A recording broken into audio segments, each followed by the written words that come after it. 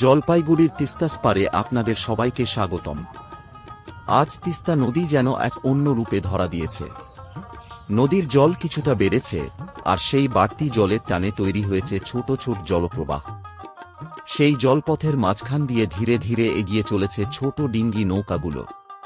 পর্যটকেরা নৌকায় বসে উপভোগ করছেন তিস্তার নির্মল সৌন্দর্য, আর চারপাশের সবুজ প্রকৃতি যেন তাদের আরও মুগ্ধ করে তুলছে।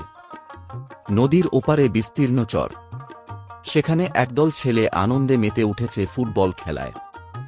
বলের শব্দ, হাসির আওয়াজ আর উচ্ছ্বাস সব মিলিয়ে প্রকৃতির নিস্তব্ধতার সঙ্গে এক সুন্দর সুর তৈরি করেছে।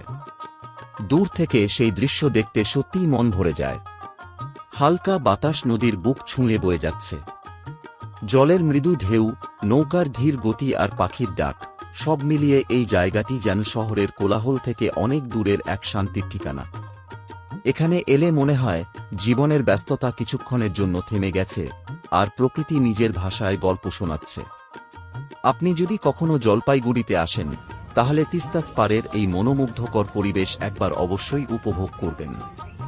ছোট ডিঙ্গি নৌকায় নদী ভ্রমণ, সবুজ চর আর শান্ত বিকেলের এই সৌন্দর্য আপনার মনেও অনেকদিন রয়ে যাবে। প্রকৃতিকে ভালোবাসলে তিস্তাস পাড় আপনার জন্য নিঃসন্দেহে এক অসাধারণ অভিজ্ঞতা। আবার দেখা হবে নতুন কোনো ভ্রমণ গল্পে। ততক্ষণ পর্যন্ত ভালো থাকুন, প্রকৃতির কাছাকাছি থাকুন।